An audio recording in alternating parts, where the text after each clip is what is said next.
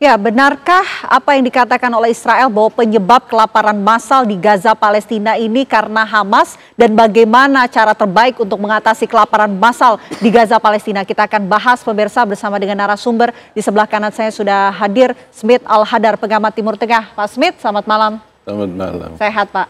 Sehat, alhamdulillah. Di sebelah Pak Smith ini juga sudah hadir Dr. Hadiki Habib, Ketua Divisi Relawan Mercy Indonesia. Selamat malam, Dr. Hadiki. Selamat malam. Sehat, Dokter? Alhamdulillah. Oke, saya pertama izin Pak Smith mau dengar cerita dari Dr. Hadiki tentunya. Iya. Dokter, dari pengalaman rekan-rekan relawan Mercy Indonesia, termasuk juga dengan pengalaman dari Dr. Hadiki sendiri, bagaimana sebetulnya situasi nyata di lapangan di Gaza Palestina? Apakah memang benar bahwa kelaparan massal di Gaza ini terjadi akibat adanya pembatasan distribusi makanan yang dilakukan Israel di Gaza? Ya, distribusi yang diblokade itu sendiri sudah terjadi sejak sebelum gencatan senjata sebenarnya. Okay. Jadi kita tahu gencatan senjata di Gaza itu pernah terjadi di Januari 2025, kemudian berakhir di Maret 2025 gitu ya. Dari mulai Januari ketika blokade dibuka saja, itu bantuan-bantuan yang banyak menumpuk di daerah perbatasan Jordan dan Israel, itu di Karem Shalom, itu banyak yang sudah rusak ya. Makanan-makanan itu memang ditahan. Yang sudah rusak ini tentu ketika masuk ke dalam Gaza sudah tidak layak untuk digunakan. Kemudian ketika secara sepihak dibatalkan gencatan senjata itu di bulan Maret 2025, itu sudah terjadi blokade bantuan baik bantuan dasar logistik maupun bantuan material. Dan blokadenya ini bukan hanya blokade bantuan kemanusiaan, tapi juga seluruh yang masuk, termasuk logistik-logistik yang berhubungan dengan perniagaan. Itu juga sudah ditutup gitu. Oke. Jadi memang sudah dari berapa bulan nih ya, lebih dari 4 bulan sekarang. Tapi dokter, biasanya pembagian makanan itu seperti apa sih? Makanan seperti apa saja yang dibagikan ke warga Gaza?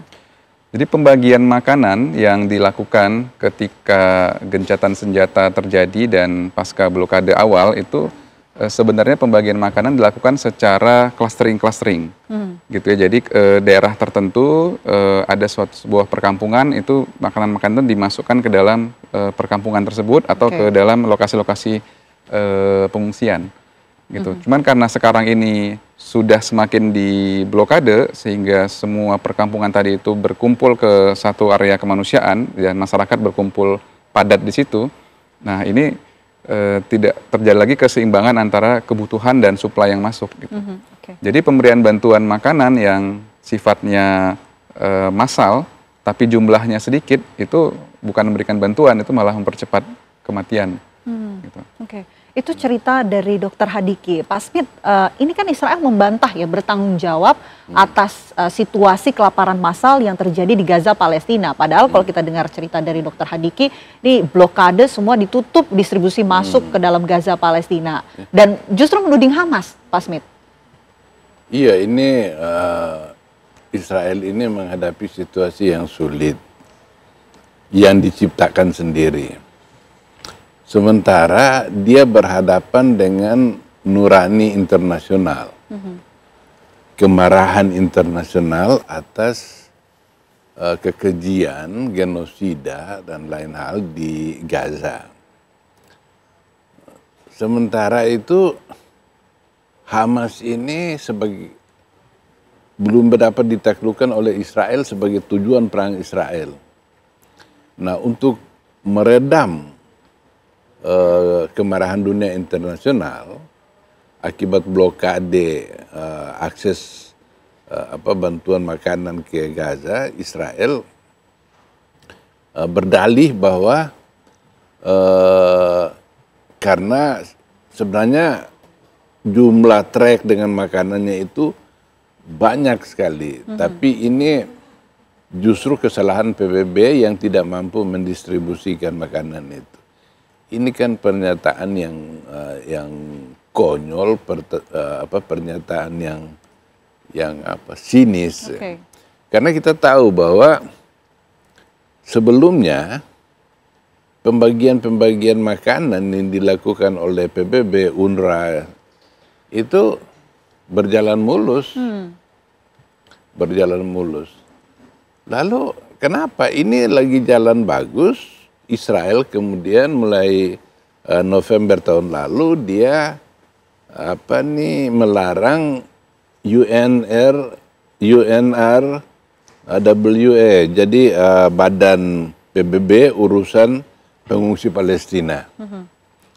Nah itu lagi berjalan baik semuanya. Banyak juga organisasi-organisasi kemanusiaan yang masuk ikut membantu.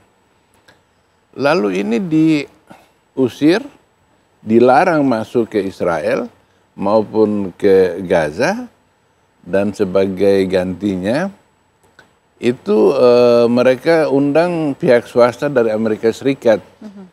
Yang namanya organisasi itu adalah Gaza Humanitarian Foundation, Yayasan Kemanusiaan Gaza. Ini kan menipu gitu karena mereka ini dulu sebelum adanya yayasan ini, itu bantuan kemanusiaan itu dilakukan oleh PBB. Oke. Lihat, ada 400 titik pada waktu itu tempat orang-orang Palestina datang mengambil makanan. Dengan 600 truk per hari yang masuk ke Gaza. Tapi begitu Israel blokade dan menciptakan ini yayasan kemanusiaan Gaza ini, hanya ada 4 titik. Dan truk yang masuk itu hanya sekitar 7 truk per hari. Jadi ini terlalu sedikit untuk ini pembagian makanan. Karena memang tujuan Israel itu memang menjadikan kelaparan sebagai senjata. Jadi dia kasih pilihan 3 kepada Palestina. Mati kelaparan, dibunuh, atau yang ketiga lari tinggalkan Gaza. Nah ini lari tinggalkan Gaza ini yang sangat diharapkan. Gitu. Jadi memang terjadinya krisis kelaparan ini sebagai tujuan dari Israel, salah satu dari 3 tujuan tadi ya, Pak Smith ya. Oke, kalau begitu saya mau ke Dr. Hadiki. Dokter, sebetulnya kalau selama pengalaman Anda ya, ataupun rekan-rekan relawan Mercy Indonesia di sana, apa sih sebetulnya bantuan yang paling dibutuhkan oleh warga Gaza, terutama bantuan-bantuan tersebut tuh bisa datang dalam durasi waktu seperti apa sih? Apakah setiap hari atau setiap minggu bantuan bisa diterima oleh warga? Ya, satu hal yang kita garis bawahi adalah warga Gaza ini punya resiliensi yang tinggi. Jadi sebenarnya bukan bantuan yang diharapkan, tapi sebenarnya kesempatan untuk dapat akses seperti manusia-manusia lainnya. Gitu. Artinya kita lihat contoh ketika blokade dibuka pada saat gencatan senjata, bantuan masuk, tapi dengan dibukanya blokade itu bisnisnya cepat sekali berjalan. Pasar-pasar cepat kembali diaktifkan oleh masyarakat, kemudian barang-barang yang ada mereka saling bertukar gitu ya dengan alat tukar yang ada, bahkan dengan barter itu untuk kembali mengaktifkan pada saat itu bulan Ramadan gitu ya. Jadi ketika gencatan senjata masuk bulan Ramadan, itu masyarakat secara proaktif itu melakukan kegiatan-kegiatan untuk bisa mengembangkan kembali peradaban mereka, gitu. Jadi sebenarnya kata kuncinya bukan bantuan yang masuk, tapi ya tadi tekanan politik yang implikasinya adalah blokade ini yang harus diangkat. Karena kalau diberikan sedikit saja itu namanya bukan memberikan bantuan gitu, tapi malah menimbulkan kericuhan sebenarnya.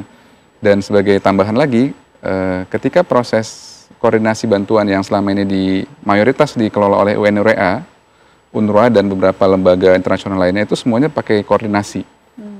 Jadi tidak berjalan sendiri-sendiri. Ada pertemuan mingguannya, pertemuan rutinnya, dan titik-titik. Dan itu selalu bekerja sama dengan lembaga legitimate di Gaza. Siapa lembaga legitimate di Gaza? Pemerintah Palestina di Gaza. Itu tetap dilibatkan gitu. Sehingga prosesnya ini masih bisa berjalan dengan aman tanpa ada korban jiwa. Gitu. Dengan situasi saat ini, Pak Swit, itu seperti yang dikatakan Dr. Hadiki, blokade yang harusnya diangkat begitu agar situasi di Gaza ini bisa kembali normal. Tapi dengan situasi kondisi seperti ini, sulitkah untuk kemudian itu bisa terwujud, apalagi perundingan yang sebelumnya ini sempat santer akan terwujud gencatan senjata, nyatanya belum ada hasilnya juga. Ditahan nanti Pak Smith, kita jawab usai jeda. Apa kabar Indonesia Malam akan kembali untuk Anda sesaat lagi.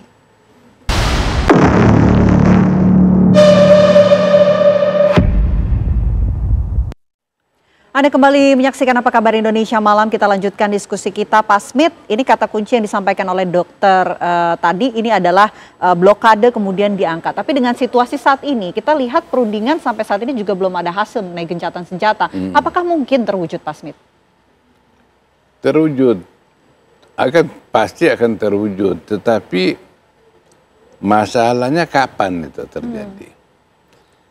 Israel kayaknya dia mundur tiba-tiba ini dalam perundingan ini karena ada dua peristiwa yang akan terjadi dalam waktu 1 bulan ini yang akan berkontribusi bagi perang Hamas Israel ini, yaitu awal bulan depan ini Agustus ada KTT di New York yang disponsori oleh Prancis dan Arab Saudi. Okay. Nah, konferensi ini membicarakan mengenai negara Palestina. Nah, itu kemungkinan kan sekarang yang sudah mengakui negara Palestina itu sudah 142 negara, atau 2/3 sudah lebih dari 2/3 anggota PBB. Lalu September itu Prancis akan mengumumkan pengakuan Prancis atas eksistensi negara Palestina. Dan sekarang ini Perdana Menteri Inggris Keir